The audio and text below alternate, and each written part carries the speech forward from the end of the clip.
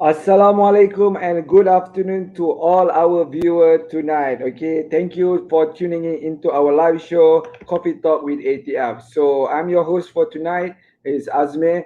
And for those who have been with us and following our live show every Friday, I would like to thank you guys. And for those who have missed out on our previous show with all the guests, national athlete, coaches, and CEO of football club, you can check our Facebook page untuk dapatkan all the past video. As always, seperti biasa, please share this live video to your social media so more people can get benefit out of this interview with our guests. And of course, as usual, kita ada giveaway at the end of the show. All you need to do is share this video and answer a simple question. Okay, so the topic today that we'll be discussing is netball as a career in Malaysia.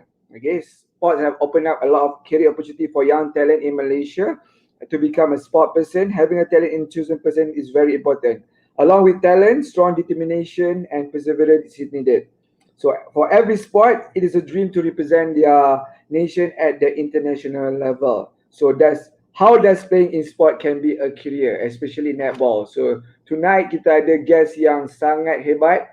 Alright, she's a national netball player who's relatively young but has a lot of experience playing at the highest level. So it's an honor for us to have her on our show tonight. Okay, so before kita invite our guest today, let me give a brief introduction about our guest. Okay, so her full name is Najwa binti Azizan. Okay, she was born on the 9th of August 1997 and born and raised in Kuala Lumpur. So very KL person, KL people at heart. All right. Education, she's currently studying in University Putra Malaysia, have involved in professional sports since 2012. Okay, some of achievements includes, okay, MVP Award 2016, okay, in Asia Championship.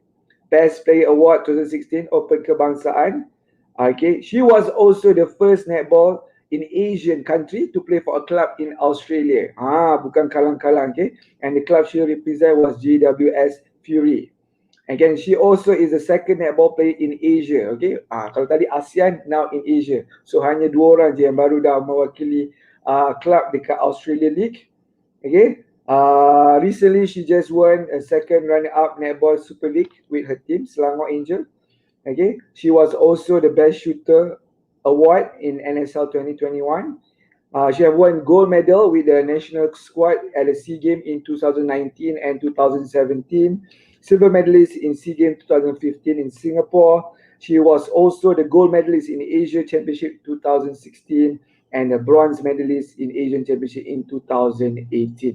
Alright, so sembang banyak tak guna. So let us invite our guest for tonight and Najwa and probably, okay. Oops, sorry. And all right, and how are you tonight? Hello guys, thank you for having me first of all. Okay, Ada tangan nak buat live macam ni, but yeah, thank you for okay. having me. All right, okay. And so tadi I dah give a brief introduction about yourself formally. So why not we hear from the person itself? Maybe you can describe about yourself dari kecil. How do you get involved into netball, and how does your journey as a somehow or rather a professional netball player in Malaysia? Mungkin you boleh cerita to our audience today. Go. Elaboration panjang lebar. Yeah, my name is Najwa Azizan. I'm 24 years old this year, and I first started playing netball masa I umur I think 13 tahun kot. That was quite late lah untuk orang yang macam nak take the sport professionally.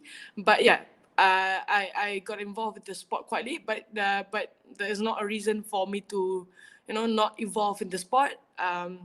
So I started playing netball masa umur 13 tahun. And then when I was 15, I was first, represented Malaysia when I was 15 years old. Until now, I'm 24, so I have been carrying the Malaysian jersey for 9 years now.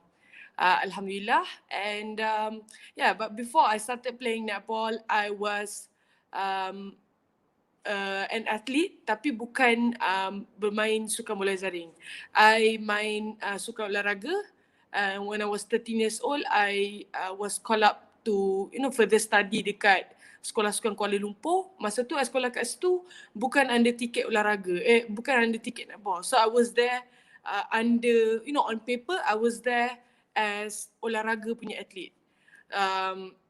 But then when I was there, ada coach netball ni cakap, and you have the size, you have the, you punya physical sesuai lah untuk sukan bola jaring ni. So why not you give it a try? So I did, and since then I just, I just fell in love with the sport more and more, and here I am now.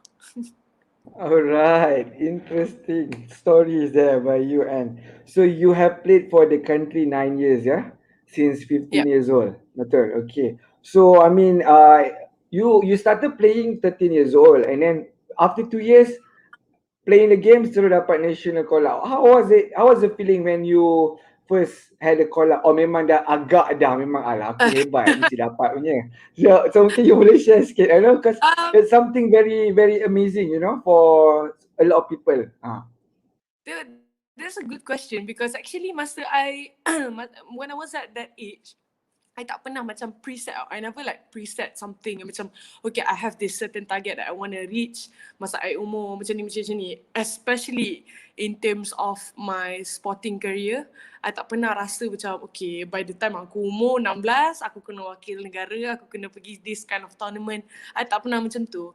So I just masa I umur 15 tu, I go with the flow je at that time. I tak pernah preset anything at all. Masa I main tu, I like to enjoy the moment. So masa game tu, I just focus on that time, and the next moment tu, I focus on that particular moment je. I never like preset something. Again, especially in my sporting career lah. But tapi perasaan tu kan, bila dah main tu kan, macam right after benda tu dah habis, I was like every time, this is every time, I was like macam serious lah aku dah sampai macam ni. Serious lah aku dah main sampai macam ni. Every time tau. Even like SEA Games ke, and dekat Australia ke, every time habis je moment tu, I will always have this thought to myself yang macam, serious lah aku dah sampai macam ni lah. Macam tu lah. Okay. Interesting. So you cakap tadi you tengok at one at a time. So I think a lot of nowadays, especially the young talent, dia macam rushing too much. So macam dia nak main je dah taruh macam expectation, and they put too much pressure on themselves. So mungkin if you follow macam Anne punya cara ni, just relax, enjoy the moment, and when you enjoy, usually it will translate to results. That's what I see lah. Okay. Anyhow, alright, so you mentioned you started at 13 years old. So 15 years old dah wakil Malaysia semua. Would there any particular person yang betul-betul, you kata tadi the coach yang tu, how did she macam groom you to who you are today? Macam, is there any particular person ke yang you rasa responsible to macam in a way shape you as a netball player sampailah you dapat main dekat Australia? Bukan biasa-biasa tu. Yeah, I jarang lah dapat soalan macam ni. Selalu orang bila macam buat live sama-sama ke interview ke tak kisah, dia akan tanya the same kind of questions lah. But this is actually the first time I dapat soalan macam ni. And to be honest with you, there will be a state tau. Macam okay, daripada I umur 13 tahun I start main netball, and then 13, 14, 15 going into 15 tu I have a coach. Masa tu my main coach is Cikgu Rosnah. So dia groom I all the basic stuff about netball, cara passing, all the macam basic stuff. So dia yang bagi I all these skills, the basic stuff about netball. So yes, I am very grateful that for what she has done. And anyways, masa I umur 15 tahun until around 20-ish, I under this one coach, which is she is Miss Chu Conley.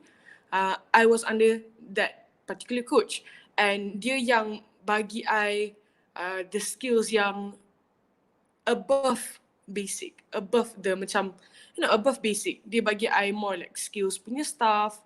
And when I reach over 20 something, 20 plus, I under naungan coach Tracy Robinson. So dia lah yang bagi lagi, polish lagi few new skills yang kita tak dapat masa kita umur 13, 14, 15, 16 sampai 20 tu. So yeah, kalau nak tanya my netball punya career ni, I have 3 main coaches lah yang actually bantu I into moving to like level ke level. Every time I'm under this coach, I lift another standard. And the last kali is under Tracy Robinson. So she has helped me to polish and macam mostly polish all the skills that I have into going into another level. All right, interesting. So basically, three different coaches start with the fundamental, get the basics right, and then intermediate skill sets, and then after that, more advanced. And different coach, of course, have different style of coaching, and of course, you as a player pun take the opportunity to level up every time you had the opportunity. Very good. All right, so we're gonna move on to our next question. Before I ask you any questions, so those who's watching with us tonight, make sure you ask any question, apa-apa soalan pun boleh, nak tanya pasal gosip pun, this is your chance guys. So kita terima sebarang soalan, so boleh tanya je any question, okay, dekat ruang komen Facebook, okay. So you mentioned that you never expect to go certain certain milestone lah. Tapi of course there will be a point whether you have to decide, I'm going to do this seriously or not. Okay, so of course ramai player yang main netball ni, ada yang macam nak main suka-suka je, ada yang nak main serius, ada yang lepas dah habis belajar, habis school atau uni, dia nak fokus kat kerja. So how do you decide that you're gonna go do like seriously as a professional kind of thing punya pathway lah for you? Sorry again? Okay, sorry. Okay. Can you repeat the question? Okay. So I dah cerita kat macam ramai orang macam dia main kadang-kadang after school ataupun after university they stop playing sebab dia nak fokus on dia punya kerjaya ke whatever lah. Okay, but you decided to still pursue you punya netball punya career lah. So when you decided, at what junction you macam kata okay, this is gonna be me for at least another 20 years or so until I betul-betul dah tak boleh main? When was that? When you made that call?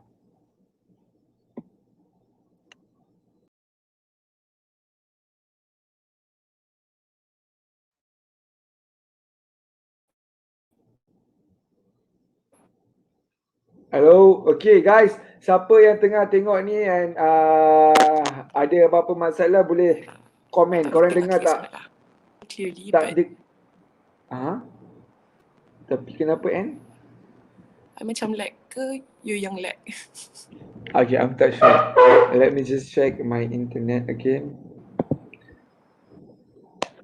Okay guys, so sorry for the hiccup.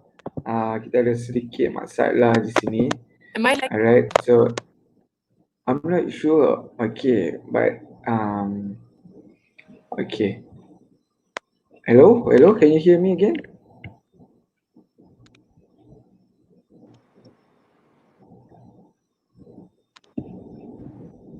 Let me just check.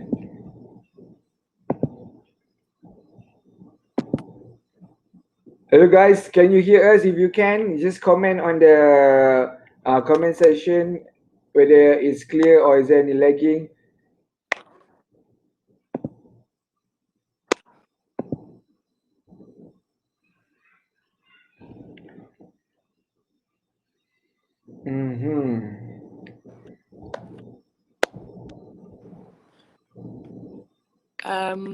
I clear tak kalau I cakap? Yeah, I can hear your voice.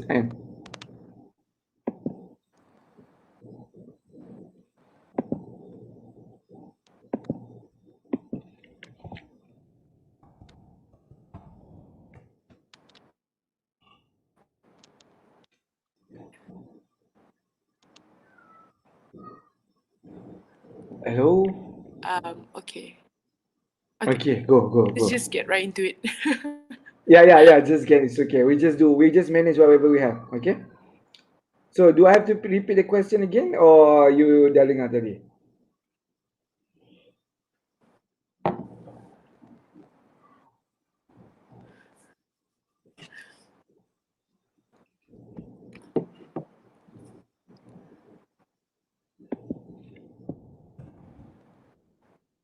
Right, and so I'm just gonna repeat the question. Okay, so if you might not have the audience out there, so please be patient with us. Kita ada masalah technical sikit of internet. So I was asking, when did you decide this gonna be your career pathway lah, junction? At what junction did you decided to go all in on netball?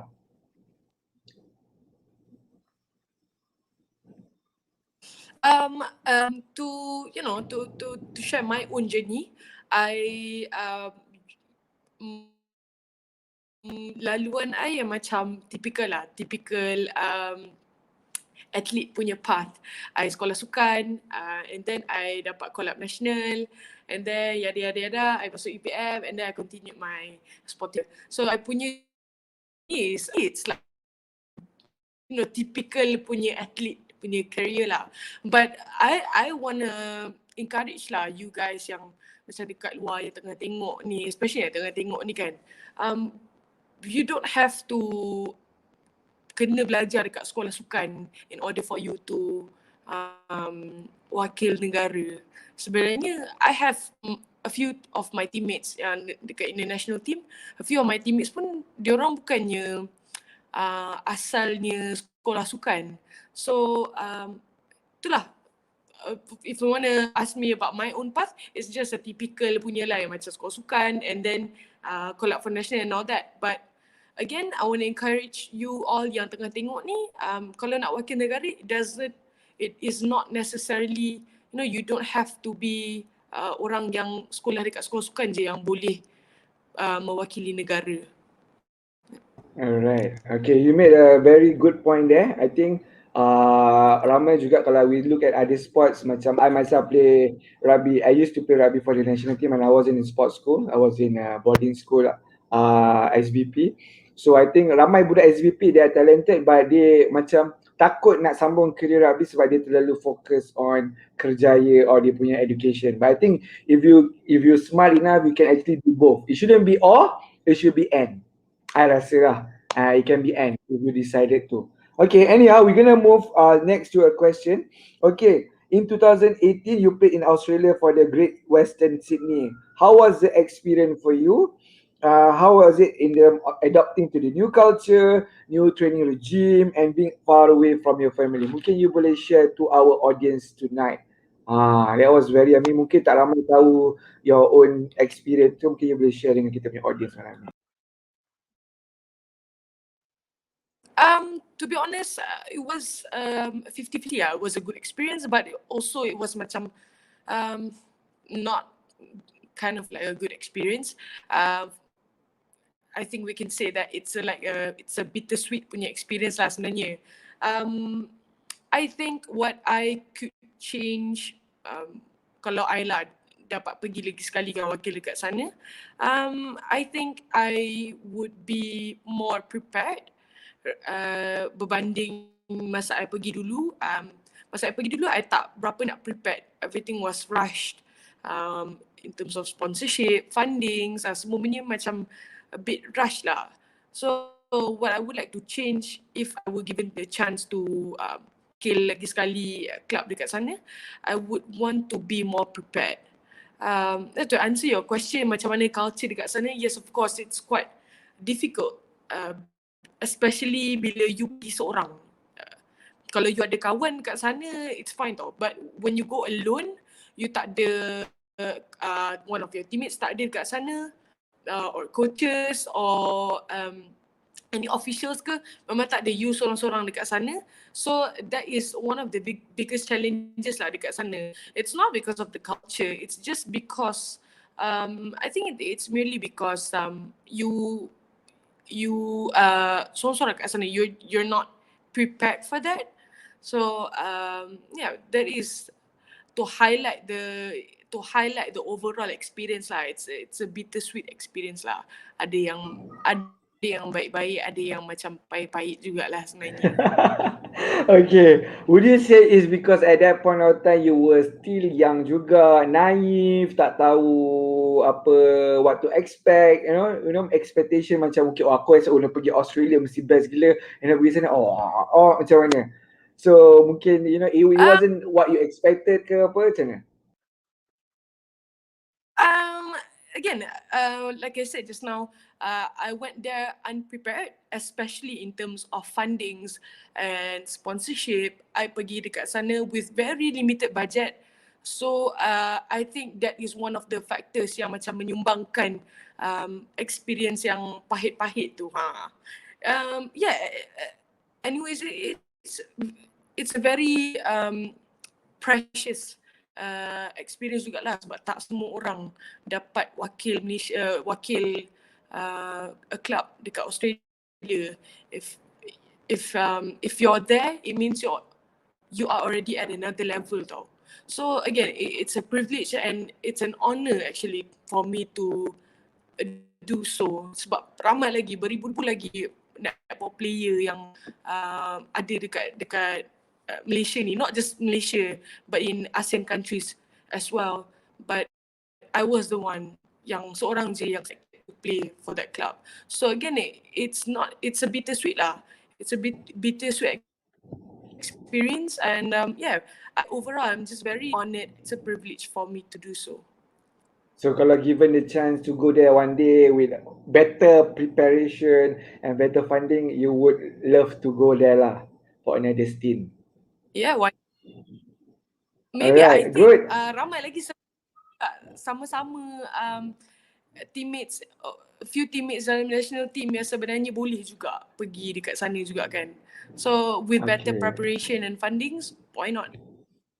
Alright, understand. Good. Okay, so before I ask you any more questions, I think we have one question coming from our audience.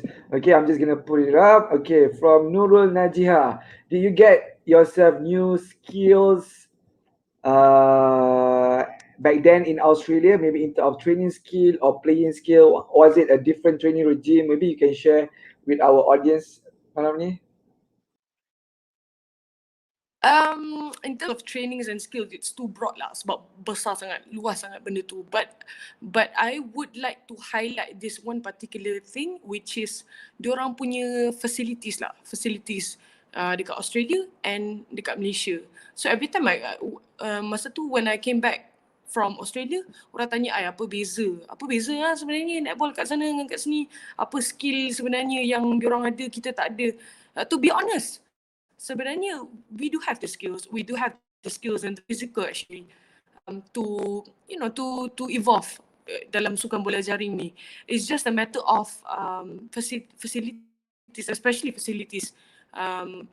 Kalau kita nak bandingkan lah kan dengan diorang they have their own netball stadium, diorang punya sports strength and conditioning punya side pun diorang ada sendiri specifically untuk netball, macam bahagian physio, rehab semua tu ada specifically untuk netball. Kalau kita jalan kat mana-mana pun bersepah lah, gelar jaring tu bersepah 30-40 tu is normal for them. But kalau kita nak tengok facilities dekat Malaysia ni, I think that bola jaring Malaysia is not yet up to that par lagi. And itu yang sebenarnya I nak tekankan lah sebenarnya benda tu. If you want gold medal results, you have to have gold medal punya facilities. You have to have gold medal punya preparation. So that is one of the main things lah. I will always highlight lah bila orang tanya apa you dapat bila pergi sana, apa you dapat skills ke apa ke when you go to Australia and when you come back to Malaysia. So I will always highlight that. Because if you want gold medal punya results, you have to have the standard yang gold medal punya standard juga. Not just okay aku nak gold medal, but your preparation, your facilities is not gold medal punya standard. So itulah beza, I think the beza between Malaysia punya netball and Australian punya netball. So I think benda tu kita sebenarnya boleh menambah baik, is that even a word, menambah baik kan, but improve lah benda yang kita boleh improve. Okay, okay, I couldn't agree more with you, and I think, I mean, because I had the opportunity to study in New Zealand, so memang kalau kita tak comparekan dia punya rugby punya padang tu is like everywhere, macam you cakap lah, dia punya facility sukan tu like everywhere and accessible to everyone. So macam Malaysia, I think we are still lacking on that segment. I think there's a lot of improvement can be done lah. So hopefully those who macam tengok ni boleh highlight kat orang-orang yang kita tu lah. Anyway, we're gonna move on to the next question.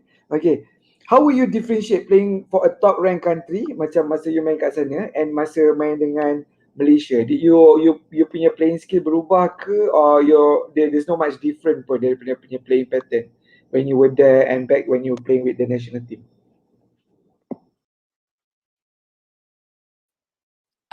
Masa I main national team since 2016, I think I berada di bawah naungan Tracy Robinson. So dia pun from Australia, and I can say that our style of gameplay tu sebenarnya lebih kurang sama, because you know Netball Malaysia pun sebenarnya under naungan coach Tracy, which is she's an Australian. So yeah, again the gameplay is quite similar lah sebenarnya. Again, hanya yang membezakan the standard is in terms of bukan skill tau sebenarnya, it's in terms of macam fitness, strength and conditioning, and again that is all, it all goes back to preparation and having that standard of facilities macam negara diorang kat sana. I think you highlight pretty strong on preparation. I think there are a few times you kata preparation. So I'm sangat intrigued to know lah. Okay, what is the difference between preparation yang dekat sana dengan kat sini? Is it because of kita punya duration preparation tu lagi sekejap ke, sebab tak cukup masa nak kumpul ke? For instance lah, okay, NSL hari tu, I think I pun follow sikit, tapi I tengok macam dia macam ad hoc, kejap ada kejap tak ada kejap ni apa semua. You know, is that because of that kind of preparation tak cukup ke, as compared to kat sana is very professional ke apa? So you cerita sikit. NSL ni is actually ni lah nafas baru lah sebenarnya untuk sukan bola jaring ni, and again bila orang tanya, I'm gonna answer this honestly, I'm just very grateful NSL tu ada sebenarnya, because again itu adalah nafas baru tau untuk sukan bola jaring ni. So kalau I nak comparekan NSL ni dengan Australian punya league, tak boleh nak compare, because yelah sekarang pun because of macam you cakap lah, sekejap ada, sekejap on, sekejap off. I think that is because of our situation sekarang ni, which is COVID-19. Semua orang tengah, you know, it has impacted us a lot. Kejap kita tak boleh nak buat that tournament, sekejap on, sekejap off, and that is out of our control. But overall, yeah, it is not NSL punya fault lah yang macam kita tak dapat that early preparation, but it's just because of the you know, the state that we are going through right now, which is COVID-19. So that's why kita macam tak ada that preparation, but it's okay. Again, NSL is satu league, is the first league in Malaysia, and kalau nak cakap pasal game, it's a new type of game lah sebenarnya. It's a tak tahu lah, saya nak cakap ni nafas baru lah untuk sukan bola jaring ni. But when I say about preparation, I focus on the national team and the league dekat sana. Kalau I nak compare, that one I can compare. Kalau dekat sana, okay, when I talk about Australian punya league, masa I kat sana, contoh I game liga tu, sepanjang liga tu I game 3 bulan je. I game Jun, Julai, August. 3 bulan je I game. But diorang punya preparation will start from January until June. Diorang punya preparation of training tu, they start long, you know, long and consistent punya program. So diorang dah state dah, January kena buat apa, February kena buat apa, March, April, May, semua dah kena buat apa dah. Diorang dah have their own macam target lah for each specific month. So itulah kalau nak compare, I can compare the national punya preparation and also the league yang dekat Australia sana ada. So itulah sebenarnya kita boleh macam ambil um, sebagai contoh lah dekat sukan dekat sini. Benda tu kita boleh ambil contoh and kita boleh cuba implement, because boleh sebenarnya kita boleh implement. When macam SEA Games 2019 and 17, we had that preparation. We had 1 year of preparation di mana kita tak boleh nak pergi mana-mana. We just focus on netball every single day. Strength and conditioning kita buat. That is for SEA Games 2019 and 2017. And when you are well prepared macam tu, you tengok the results. Kita dapat gold medal. So that is what I am trying to convey to you guys. Macam untuk especially yang tengah tengok ni, if you want gold medal punya result, you have to have gold medal punya standard during the preparation. So dia dah nampak dah kat situ, macam SEA Games 2017 and 2019, kita memang well prepared. Memang top quality punya preparation, and that is why we got the gold medal punya gold medal results. So itulah. Okay. Very good explanation. I got you. So basically, in summary, is a proper pronunciation lah for the whole program. Not only tiba-tiba sebulan sebelum tournament baru kumpul and nak training. So you must have all the strength conditioning, and you hit your KPI for each month and then get ready for the game. So waktu game tu betul-betul tengah peak you punya fitness level tu. Alright, so kita move into the next question. Okay, so now banyak yang talented women, in your opinion, macam mana you nak encourage more yang talented women ni to be involved in sports? So mungkin sebenarnya ada je ramai lagi talent netball di luar sana yang sebenarnya hebat-hebat, tapi dia macam mungkin rasa takut kena join sebab mungkin family or parent risau this not gonna be a career ke, or risau yang macam they will get into injury lah, nanti tak boleh kahwin lah, whatever ke. So apakah you punya, as a athlete yourself, what is your advice or your opinion on this matter? Kita ada this stigma tau. Kita ada this stigma that has been going on sebenarnya for quite a while. Stigma di mana macam perempuan kena buat these certain things. Perempuan tak boleh macam ni. Perempuan tak boleh masuk gym because nanti badan kau jadi besar macam lelaki. I say we should not give bahasa kasar lah. We should not give a shit about that. Perempuan boleh buat apa je yang perempuan nak sebenarnya, because we are capable of doing that. Our bodies are special, our bodies are unique, and we can do that if we put our mind to it. Sebab kita kena sendiri, we have to start from ourselves. When we want to do something, we should not listen to other people around us. Macam contohlah macam kalau I nak cakap kan, kalau nak dikaitkan lah dengan I punya sporting career, masa I umur a few years back, tak ingat umur apa, but a few years back, ada orang cakap dengan I, Najwa, you boleh gantung kasut lah sebenarnya. You boleh gantung kasut, you tak payahlah nak main netball ni sebab you dah tak boleh dah. You cannot go. This was before I naik ke apa benda what not, but I dapat that particular statement from someone. So imagine kalau I dengar apa orang tu cakap and I let that statement sink inside my head. Do you all think that I would be at where I am today? Nampak tak? It's just, it goes back to itulah sebenarnya. You do what you want. You jangan dengar apa orang lain cakap. And it's about believing in yourself lah, because tak kisah sebenarnya berapa beribu-ribu orang yang percaya kat diri kita. Kalau kita sebenarnya diri kita ni tak percaya kat diri kita sendiri, it would not make any difference pun sebenarnya. So to answer your question just now, itulah, dekat Malaysia ni kita ada stigma where perempuan kena do this particular things, kena berada di dapur je, kena masak, kena kemas rumah. Perempuan mesti kena macam tu. No, actually it's not. you girl, you can do whatever the heck that you want to do. So just ignore what other people say, cakap, apa ke, you just do it. And you believe in yourself that you can do it. Wow. So powerful. That statement from Najwa. Okay, guys. So kalau korang di luar sana dengar apa dia cakap, just do what you love. I totally agree 100%. Okay, if you want to do it and you love doing it, just go for it. Because at the end of the day, you would never know the alternative. Okay, you takkan tahu pun apa yang tu. If only no, you never know. Okay, so once you dah go for it, 100% all in. Macam Najwa, otherwise you won't be playing in Australia. And kita doakan dapat main lagi sekali next time. Alright.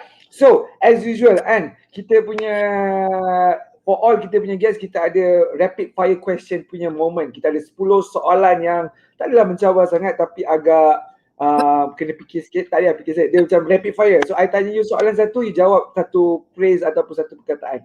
Alright. Okay, you ready? Alright. Okay, soalan yang pertama. Who is your favorite sports hero?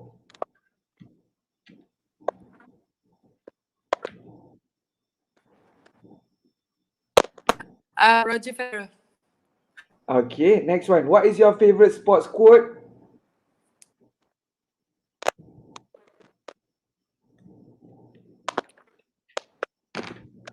Always best version of yourself. Okay, next one. Who will be at every game or match you ever played?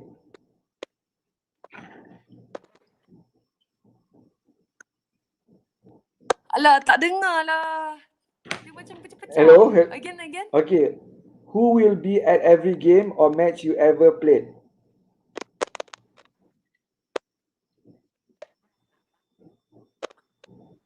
What? Who will be at every match you ever played? Siapa yang ada kat setiap game you? Who? Apa yang ada kat setiap game? Orang ke? Siapa? Mak ke, ayah ke, pakcik ke? Your loved one. Oh, banyak tu. Loved General, ones. my love. Okay. Okay, next one. What is your routine or ritual setiap game? I always listen to my songs and every time sebelum gerak pergi game, 1 hour before I kena mandi, basuh rambut. Okay, that's a unique one. Okay, basuh rambut. Oh, shampoo. Ada shampoo specific ke? Okay, next one. What is your favorite movie about sports? Alah, I don't have any. Okay, it's okay if you don't have any. Okay, what is your favorite sportswear color? Sportswear color black. Black. Okay. All right. This is usually the hardest one for our guests. What is your favorite food? Oh shit. Sekarang I teringin burger. Burger. Sekarang I Okay. tengah teringin burger. Okay, sekarang. Okay. Atlet mana boleh makan burger malam-malam? Preparation kena goal kan? Alright, next one. What is your memorable moment in your sporting career? Okay, most memorable moment in your sporting career. I get to meet new people. Dah. Okay. Alright, that's very generic. Okay, anyway, okay, this is something different. Okay, something you always wanted to try but too afraid to do. You nak buat tapi takut. Apakah benda tu? Anything? Again, tanya. Okay, something you always wanted to try but too afraid to do.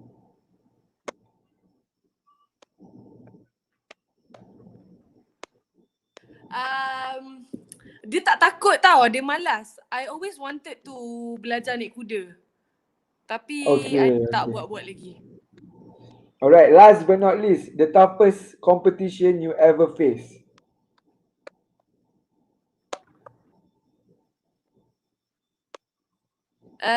Masa I dekat Australia, against all the clubs, semua benda they are another level lah masa I kat sana. Okay. Alright, cool. Okay, thank you and for rapid fire question. Okay, so now kita akan pick up a few questions from our audience. Okay, so question number one. Okay, if you can make one major change in the local netball scene, what would that be? And number two, what is your future plan? Right to you and answer this question from Aida Munira.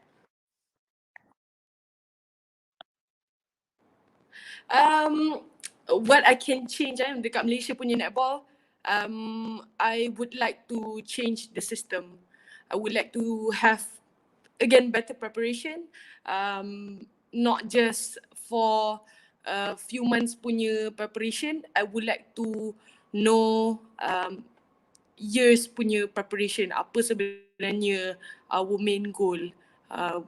Kena ada 1 year punya preparation, 2 years, 3 years, in 5 years apa yang sebenarnya kita nak capai. So I would like to change that. Kita kena ada our own target, not just for the whole year, but 5 years ahead pun kita sebenarnya kena ada benda tu. So I would like to change the system. What is your future plan? Ini kalau orang tanya ni, I selalu jawab jawapan selamat je lah. I akan jawab I would like to stay in the moment. I tak suka fikir yang panjang-panjang lagi. So I don't have a future plan. I would like to stay in the moment je. Aduh, kata kita kan ada 5 year plan for netball. Sendiri tak ada macam mana ni. Mana boleh. Dia kena consistent. Itu And sukan. Najwa. Kita punya everybody, I tak ada. I like to go with the flow. But in terms of sporting career, yes, you have to have a plan lah.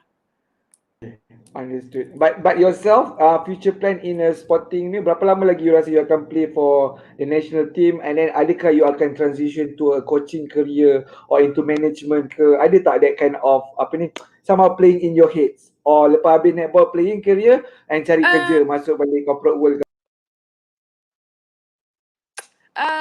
Sekarang umur 24, in 5 years time I will be 29. Right, 29. Jadi coach, maybe not yet.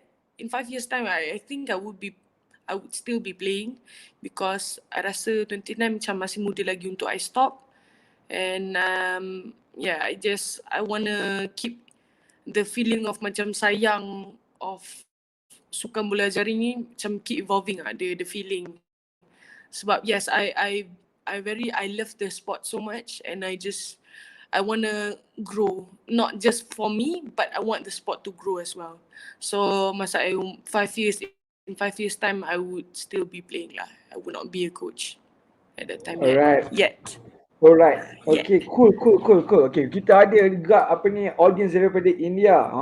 Okay. So thank you guys for watching. So we have discussed so far with Najwa how her career early on, she decided to be a pro, and then some of her experience in Australia. And we also have jawab a few questions from the audience. Then we're gonna go. We got about 10 more minutes or so. Then we're gonna ask her a few more questions before we wrap up today punya interview. Okay, so when you were offered to play in Australia at that time while studying your degree at UPM, and you had to postpone your study, was it a hard decision, or how do you decide? I mean, okay, this is the best moment just to go for it, you know, because as an athlete, national athlete, lagi-lagi kalau you study, I ada a few friend yang I think tak habis-habis degree lagi sebab dia macam keep extending because of So mungkin you boleh share, how do you make the decision whether to go or to focus on the study or what? Okay, maybe. I suka lah soalan you ni. Soalan you macam bukan yang typical punya soalan. Itulah when bila I study kat UPM ni ada those golongan yang orang-orang student biasa and student athlete. So dekat UPM ni is normal lah, macam kalau ada orang-orang macam tu dan orang-orang yang macam ni. It is quite hard lah juga sebab because okay, for me to answer your question, it is very hard because for me I have to defer 2 semesters. So itu macam 1 tahun punya pengajian lah. Bila I datang balik universiti, I tengok kawan-kawan semua dah habis belajar, diorang dah go for their internship, yang dah habis intern. So I dekat situ I baru nak start balik, baru nak habiskan apa yang I tinggal. So that was quite hard lah, because yalah, kita dah belajar a few years dengan our kawan-kawan. Lepas tu kita pergi, patah balik, then I have to adapt with new situation, new people, new kinds of people. So the hardest part for me is that lah sebenarnya. It's not about kita tengok kawan kita dah habis belajar. It's about adapting apa yang ada dekat depan mata ni. Adapting dengan orang-orang baru, cara baru. Lagi-lagi when they are younger than you. When they are younger than you, kita ada this different style tau, sebab different generation kan. So that was one of the biggest challenges lah for me. But I still have one more semester left, and itulah, I just go with the flow, and itulah, habiskan juga kan. Okay, I love your spirit, and just go with the flow, guys. So yang penting she's doing what she enjoy much, if she's playing netball. Okay, so I think we have talked a lot about ni. Mungkin kita boleh touch on NSL. Okay, NSL. So NSL is the first year that we organize. I mean, Astro take the initiative to do an NSL in Malaysia. Go Angels! Okay, alright. So mungkin based on you punya experience, okay, first time doing, what can would you think, like tadi you kata NSL is a nafas baru, would you say that NSL would be a catalyst or a lonjakan paradigma kepada netball industry in Malaysia, and people start, okay, why not kita jadikan netball as a career? So maknanya selama ni mungkin orang main part time. So macam Fariha, dia kena kerja kat Astro, and then main juga. So mungkin lepas ni macam netball kat Malaysia ni jadi full time macam kat Australia. Will you hope to see that, and you think that NSL can be a platform to start? Mungkin you boleh share your opinion sikit. Itulah masa, okay, right after SEA Games kan, kita dah boleh nampak tau, macam when things went viral, kita nampak tau, benda tu sebenarnya ada hikmah. Benda tu baru kita sedar. Sebenarnya penyokong sukan bola jaring ni, sebenarnya ramai gila orang yang sebenarnya suka dengan sukan bola jaring ni. Especially the girls lah. They love netball, and they just don't know the right platform untuk kita get involved with this sport. So bila adanya NSL ni, macam you cakap, boleh ke sukan NSL ni adalah one of the factors untuk kita macam naikkan that standard of sukan bola jaring ni dekat Malaysia? Yes, I think we can do that. Because okay, you tengok NSL is the first league yang ada dekat Malaysia ni. You tengok right after NSL, ramai gila tau sebenarnya. Bila I buka Instagram, ramai gila orang tanya, macam mana I nak get involved with sukan bola jaring, macam mana I nak start bermain, macam mana I nak start training dengan Selangor or any other teams. So there is a new fresh air lah. Macam NSL is a new fresh air untuk sukan bola jaring ni. And in 5-10 years time, hopefully NSL akan ada lagi, and we can lift the standard even higher daripada apa yang ada tahun ni. I mean, tahun ni kira gempak juga NSL. But I believe that in 5 or 10 years time, or even next year pun, NSL secara menyeluruh overall akan evolve, akan naik lagi standard little bit higher. I believe that will happen. So yes, boleh kalau kita consistently buat benda tu, yes, you can actually make netball as a full-time career for you as an athlete. Alright, itu that was adalah very satu harapan I lah.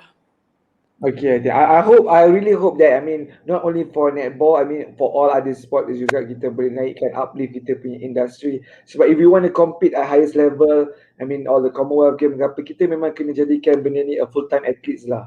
and so baru kita dapat consistent atlet yang berkualiti at all time. So macam kita tengok USD bila dekat Australia, dia memang jadikan it's an industry. So memang ada professional player yang paid, kerja dia bermain sukan saja. So hopefully kat Malaysia pun untuk netball kita akan nampak benda ni berlaku lah. And hopefully bila dah ada ni mungkin kita boleh participate in overseas punya league pula. Kan? That would be great juga to see that happening. Alright. So, okay. So talk about netball league Or apa semua. maybe panggil foreign player. Yep, that will also uplift the standard juga of the liga. That's a good point you made. Okay, alright. So talking about main liga and then the duration pun sekejap. Of course, you are exposed to injury ke apa kan. So mungkin you boleh share sikit you punya any kisah momen yang you pernah kena any injury and what kind of prevention or any technique yang you do to recover from your injury. Can you read the question again? Okay, Ain. Okay. So, kita cakap tadi pasal NSL. Of course, dengan duration yang sekejap and then preparation pun tak lama kan. So, you are exposed to injury. Okay. So, you personally pernah tak had any major injury and what kind of benda yang you do to yourself to help you prevent or recover from any injury? Maybe you can share with us.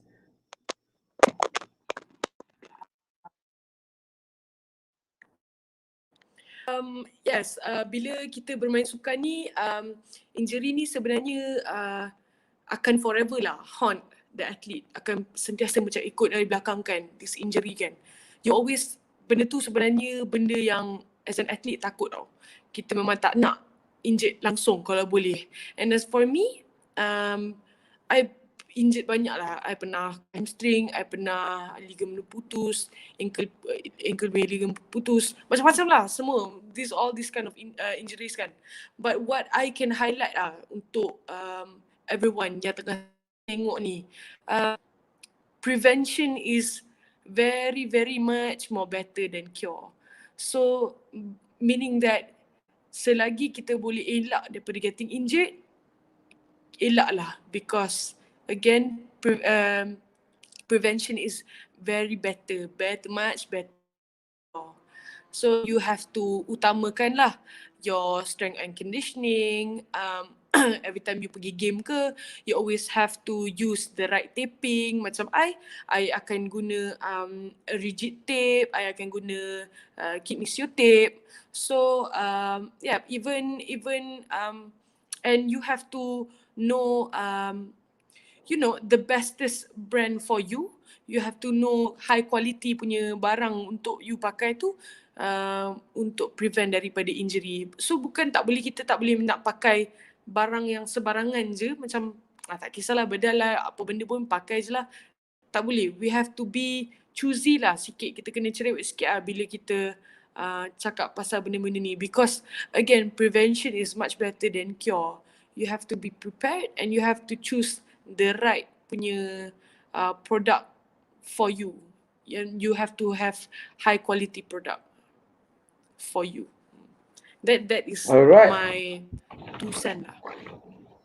Alright, okay, that was a recap. We touched about career dia, kita touch about NSL experience in Australia and about injury and rehab prevention. So very interesting story and hopefully Anne punya hope of seeing the NSL league and the growth of netball team in Malaysia to a different height is achieved in the future. Mungkin sebelum kita habiskan kita punya segmen malam ni, you boleh share sikit Anne, apakah kata-kata terakhir you kepada adik-adik, kepada fans di luar sana, ataupun ucapan Ramadan ke, ucapan Hari Raya ke, mungkin you boleh share one last one. I give you the floor 1-2 minutes, you recap apa you nak cakap. Okay, go ahead.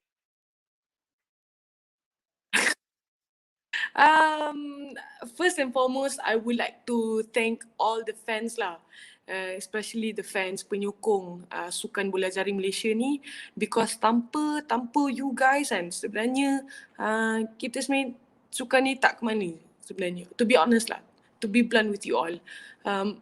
What makes a sport tu naik atau tidak, it's the fans, penyokong. Sebenarnya penyokong main peranan yang sangat penting. So when I get this macam, the mediums untuk bercakap ni, when I see orang sokongan yang tak henti-henti, tak putus-putus ni, I'm just very grateful lah. I'm very thankful for you guys. And yeah, if you wanna try netball, give it a go, because it's a lovely sport. It's a smart sport. Dia bukan hanya physical stuff, but you have to have the brains to play as well.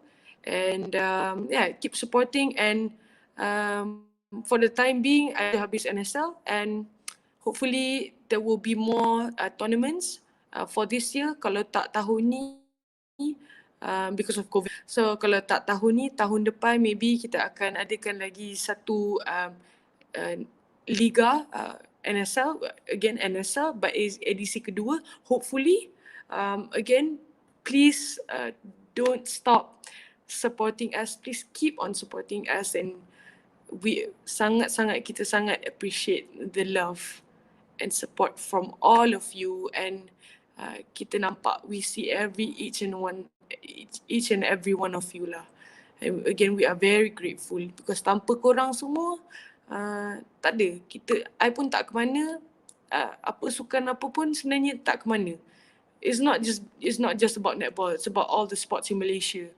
Apa yang penting it's the penyokong lah, it's the fans. And every time I rasa macam nak give up ke apa, I will always think of you guys. I will always think about what I can offer, what I can give to you guys, and to give that standard of netball yang korang boleh tengok.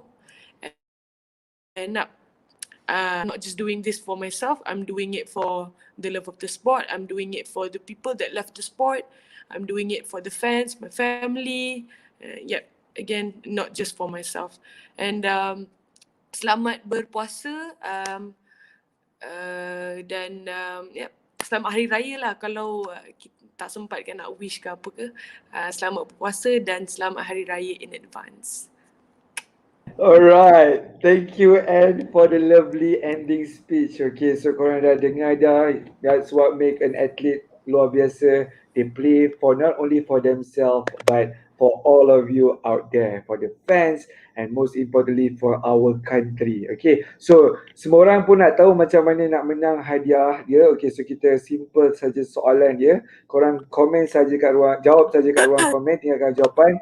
So soalan dia, okay, make sure korang dah share lah video ni dulu Which team did Najwa played for during her stint in Australia? Okay, yang paling cepat dan dah share dan juga jawapan yang betul, kita akan pilih and contact sebagai pemenang. Okay, so tadi Anne dah cakap dah team mana, so and I pernah cakap a few times. So dengar balik and try jawab. Kalau tak ada, just Google, mesti jumpa punya. Okay Anne, thank you very much for today, spending your time malam ni kan. So curi masa you, hopefully you had a good time with us today, sharing your experience and sharing your hope with all our audience. And I wish you all the best for your career, and hopefully we'll see netball, Malaysian netball in a different punya league, different punya level in the near future. So selamat Ramadan. So make sure puasa cukup, kalau boleh cukup, kalau tak boleh cukup, make sure jangan ambil yang extra tak cukup pula. Okay, alright, itu saja daripada I. Thank you Anne. I'll see you when I see you. Yeah, I would like to take this opportunity again to thank ATF for having me as your guest. Again, I'm very honoured and privileged, sebab inilah tak semua orang dapat this kind of medium untuk bercakap dengan orang. So again, I'm very grateful and thank you so much. Okay, I'll see you in a different punya keadaan nanti. Alright, take care Anne.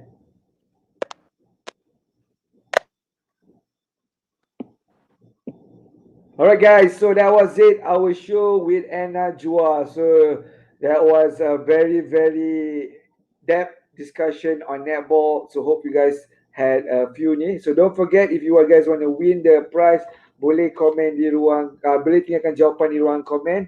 And till our next live show, Coffee Talk Show with ATF, make sure korang tune in every Friday, either afternoon or evening. Kita akan confirmkan di ni. So kita ada guest yang menarik, pada minggu hadapan kita akan go into fighting sikit MMA mode. So stay tuned for our announcement. Till then, salam Ramadan dan all the best and have a great weekend. Till then, play with confidence. Let's go.